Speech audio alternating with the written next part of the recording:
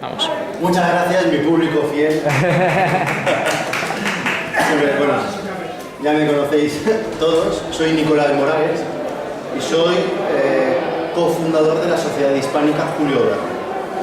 Cuando me comentaron para venir a dar aquí una pequeña conferencia sobre Verne, me ha encantado, me apunto a todas, y luego pensé, bueno, Verne y el modelismo tendrá algo que ver.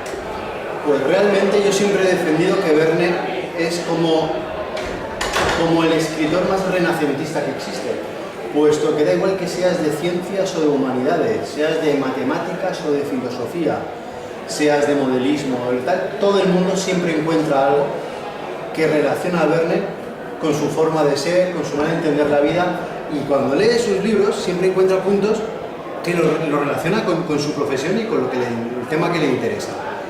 Bueno, pues Verne y modelismo, os voy a pasar para que tengáis todos una serie de ilustraciones sobre las maquetas de Verne, las podéis ir distribuyendo todas en general, y veréis que tiene mucho que ver con lo que estamos viendo aquí en la exposición tan fantástica que hay montada.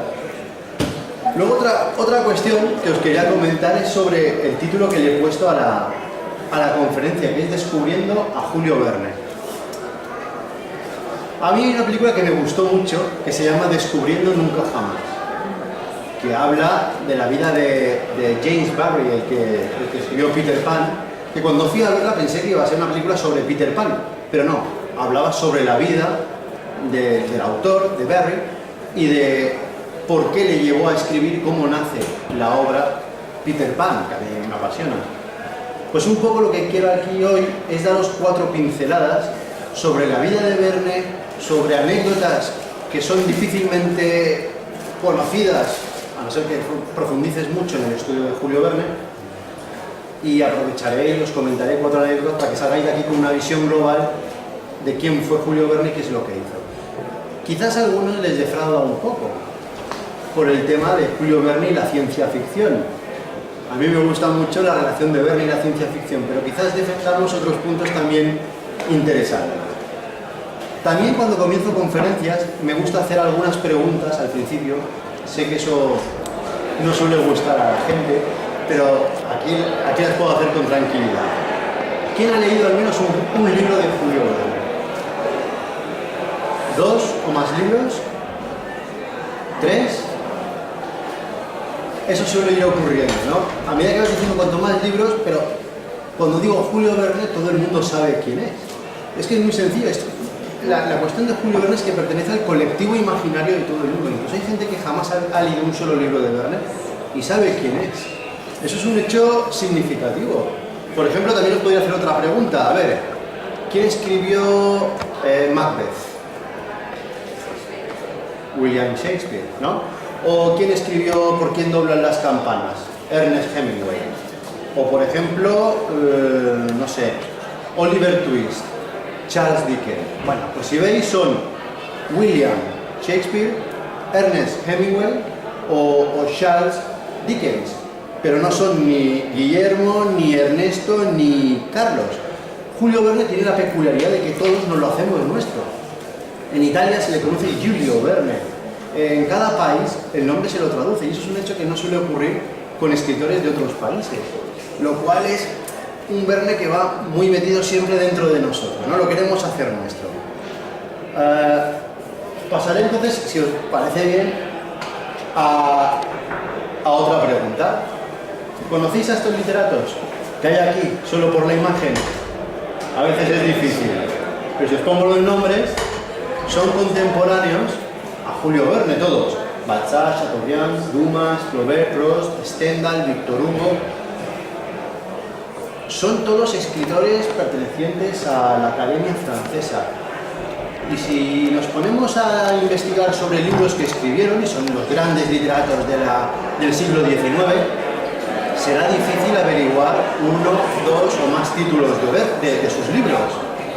Mientras que si os pongo a Julio Verne, que nunca entró en la Academia Francesa de la Literatura, y eso fue una espinita que le quedó, si os digo 20.000 leguas, de la Tierra a la Luna, Viaje al centro de la Tierra, La vuelta al mundo 80 días, La isla misteriosa, Miguel Strogoff, todo el mundo conoce estos libros. Pues a Verne no se le dejó entrar en la Academia Francesa de Literatura porque decían que era un bestseller. Es lo que entendemos un bestseller. Y decían que su literatura era una literatura menor. Realmente, después de que muchos estudiosos a día de hoy han profundizado en sus escritos, en su trabajo, dicen que está al nivel de cualquiera de ellos y que lo que había realmente era mucha envidia, puesto que Verne vendía una barbaridad y los otros no. Bueno, con este pequeño vídeo que os quiero poner, son 3 minutos. Es para demostraros que Verne siempre es actual. Y lo que vais a ver es una noticia que salió hace unos pocos días y quizás muchos la conozcan. En los Pirineos franceses, una cápsula del tiempo ha sido hallada que podría haber pertenecido a Julio Verne. Los científicos continúan analizando los objetos, todos ellos encontrados dentro de una caja. En ellos se hallan documentos muy importantes, libros y objetos metálicos que se supone pertenecieron en vida a Julio Verne, que a pesar del aislamiento, sufrieron cierto deterioro debido a la humedad del terreno y a la oxidación del metal. ¿Acaso se trate de material inédito de uno de los autores más importantes de la literatura de ficción francesa? La investigación comenzó gracias al estudio meticuloso de pasajes y obras del escritor de 20.000 leguas de viaje submarino y también de viaje al centro de la Tierra. A partir del material recopilado y la utilización de algoritmos de geoposicionamiento, fueron capaces de identificar esta zona en la que podrían encontrarse elementos relacionados a Verne. Se espera que en los próximos meses se determine el verdadero origen de la caja y su contenido sea exhibido públicamente. Verne fue responsable de algunas de las obras más destacadas de la ciencia ficción universal y falleció en marzo de 1905 a los 77 años. Un primer estudio mediante rayos X ha revelado algunas pistas sobre las piezas del interior, tanto libros personales como podría ser su diario y unos objetos metálicos que podrían ser collares o anillos. Por lo tanto, las conclusiones de este estudio señalan que existen indicios sobre la existencia de nuevas referencias y evidencias de la época. Según la prensa local, ya se está poniendo en marcha la segunda fase del proyecto, que contempla avanzar con las investigaciones y poder mostrar el contenido de la caja al público durante los próximos meses en rueda de prensa. Aún así, después de tantos años, algunos restos de su vida han podido ser encontrados y quién sabe, quizás nos muestra algún secreto que tenía entre manos, alguna obra magnífica que jamás llegó a salir a la luz, o simplemente sea un diario que cuente su día a día. Saludos a Camilo Medina, Aco, Usmicor. Bueno, básicamente era poneros eso. Hace poco, en medio de los Pirineos, dicen haber encontrado una especie de maleta, una cápsula del tiempo que incluye objetos que se supone que son de Verne. Yo, obviamente, lo primero que hice fue a llamar a las organizaciones que estaban investigando esto, una universidad en París, una en Nueva York. Ninguna sabía nada del tema. Parece que es una noticia que no es cierta, pero da igual. Verne siempre está ahí presente. Enseguida sacan una película de viaje al centro de la Tierra en Hollywood. De repente encuentran una noticia como esta.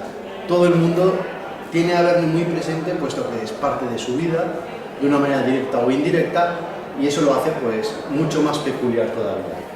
Respecto a él, su vida, él nació en la población de Nantes, aunque se ve muy adentrada, realmente fue un puerto importantísimo, está a 60 kilómetros de lo que es el Atlántico, pero su canal y la importancia de su puerto era de los principales, si no el principal de Francia en el siglo XIX, y eso tendrá una importancia relevante en lo que es la vida de Verne.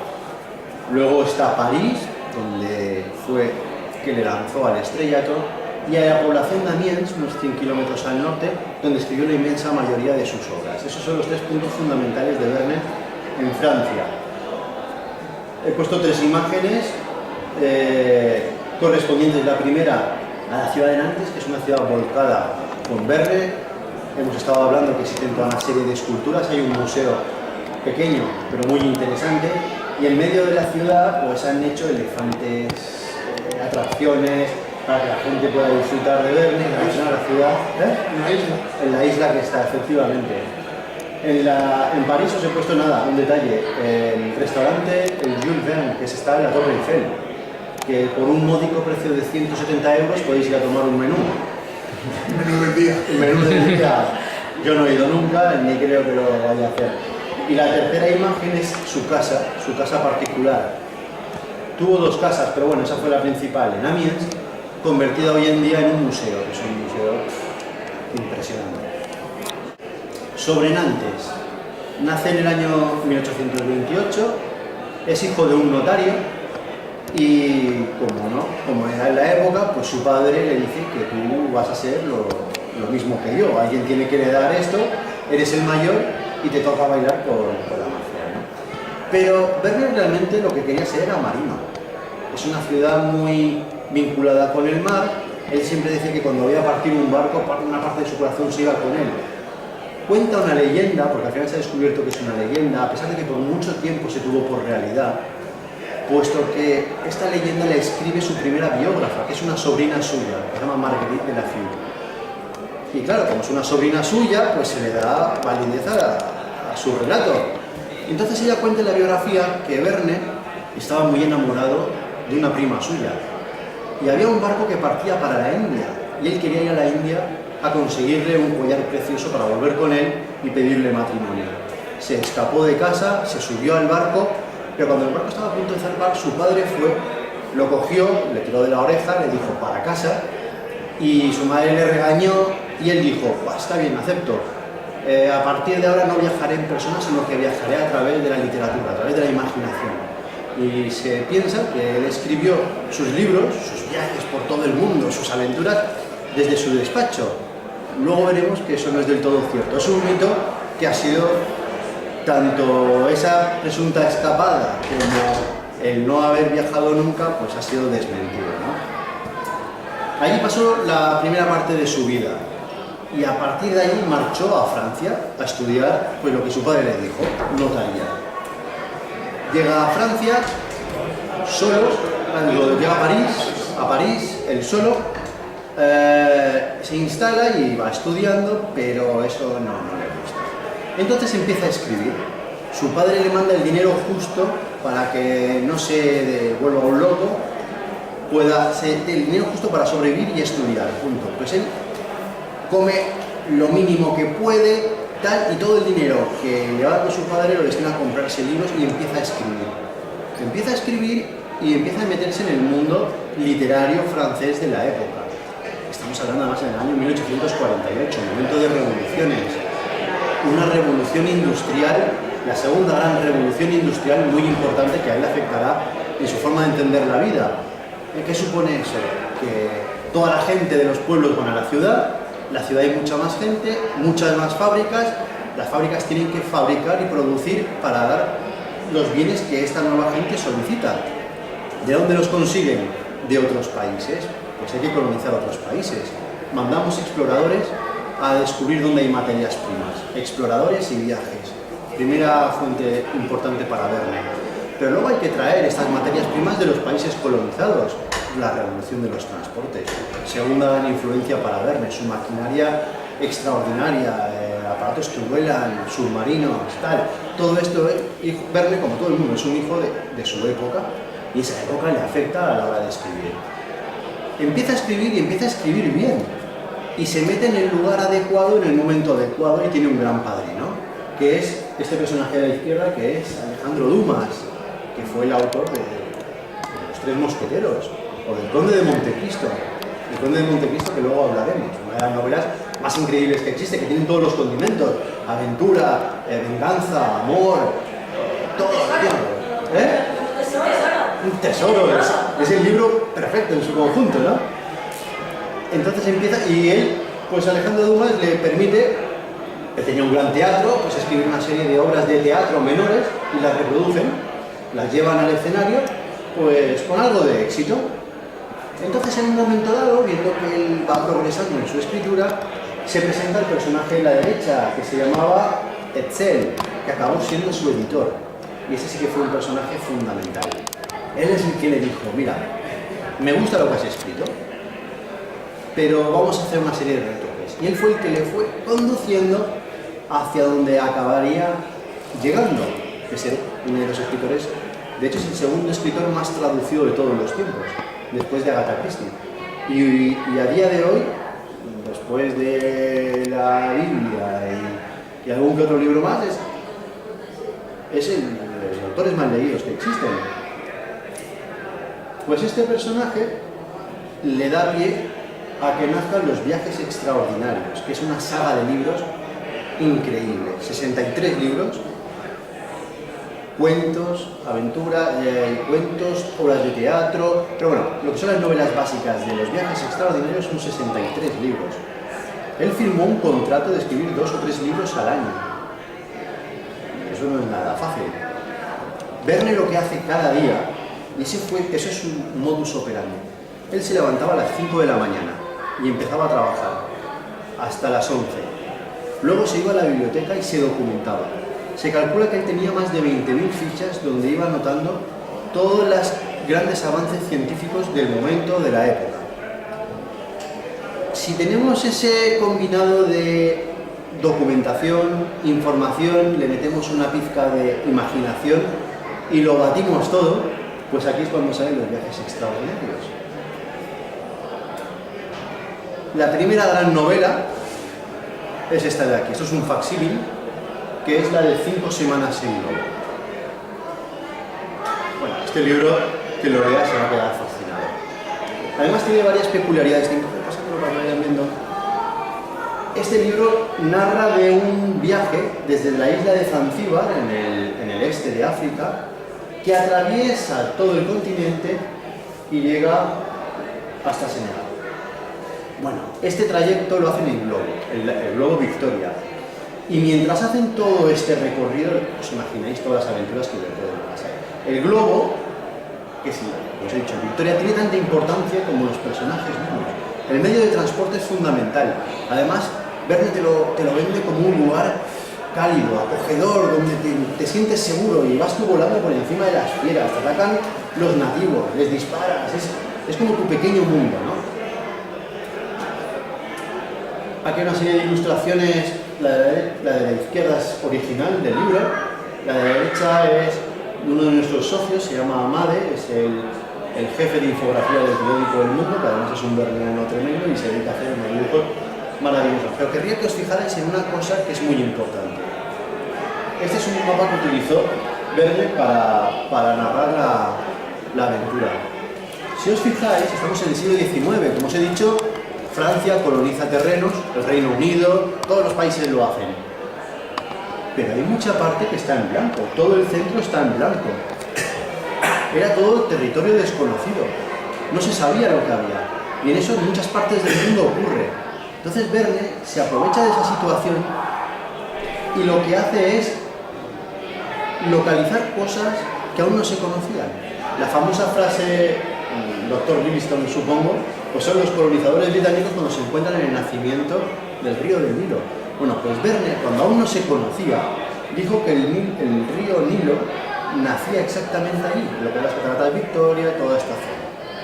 O sea, pero no es que él lo supiera, sino que él conocía las investigaciones que estaban haciendo, él sabía que habían mandado por ahí a colonizadores, investigadores, exploradores, y él aprovecha ese desconocimiento de un sitio y mezcla realidad y ficción, que es lo que hace que sus novelas sean mágicas, porque caminan sobre la fina línea de esa realidad, de la ficción, va pasando de un lado a otro, y tú no sabes en qué lugar te encuentras, y crean mundos imaginarios, pero basándose en mundos reales, y juega con esta doble dicotomía.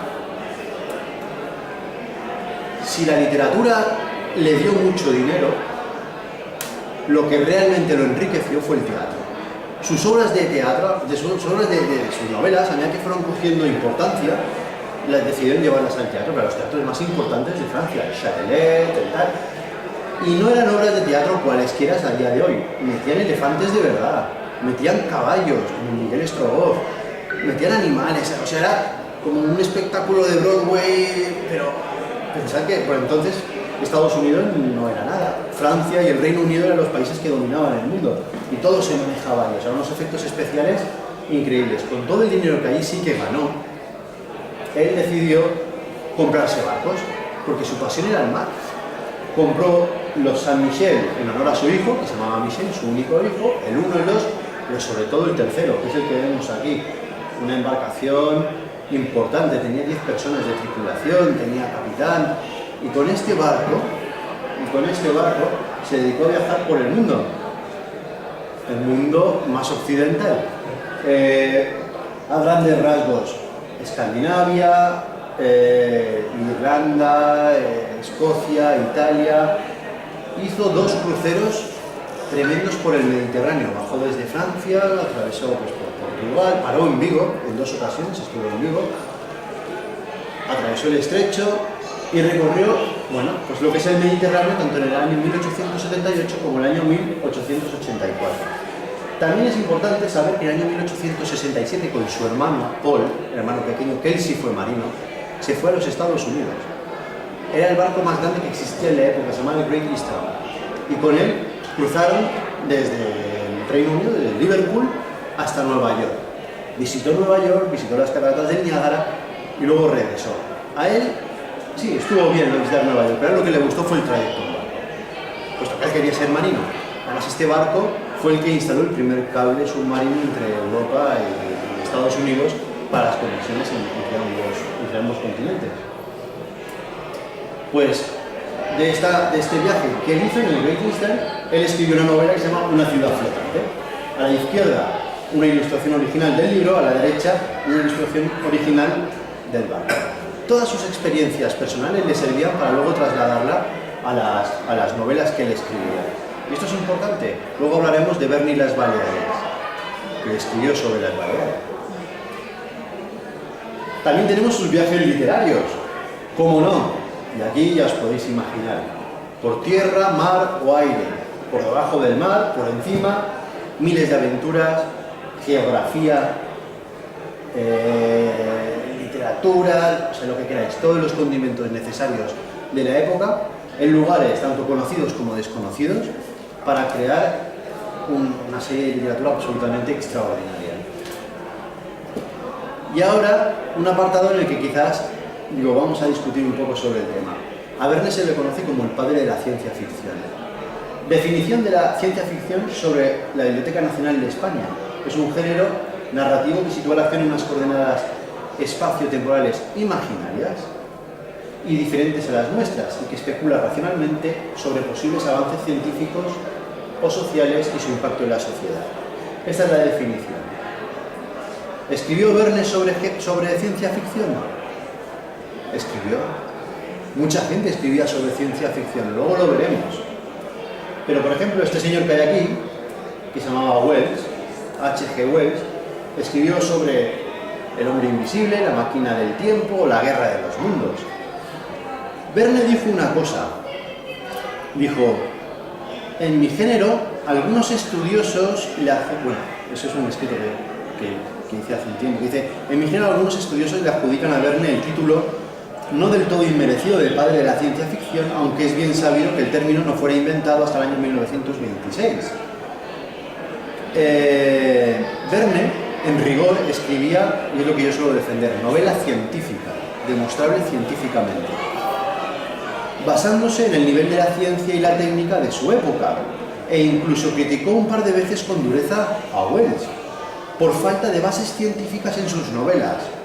Que me muestre esa caborita suya. La caborita era un mineral que lo utilizaba, que bueno, él se inventó y dijo la caborita, y punto, ¿no? Sin darle más explicación científica. Pero más de una vez extrapoló él mismo, Verne, audaz y brillantemente en grandes saltos de imaginación, artefactos concretos o fenómenos sociales que luego serían reales. Verne escribió en el año 1865 la novela De la Tierra a la Luna, en el que narra que, luego lo veremos, una bala que sale muy cerca de Cabo Cañaveral, llega hasta la Luna y luego regresa a la Tierra. Curiosamente, en el año 1969, el Apolo 11 salió desde Cabo Cañaveral, llegó a la Luna, y cuando llegó a la Tierra, cayó exactamente a 5 kilómetros de donde Verne puso a sus personajes cuando regresaron a la Tierra. Una bola de cristal, ¿no? El Nostradamus. Bueno, pues esto tiene una explicación. Matemáticas.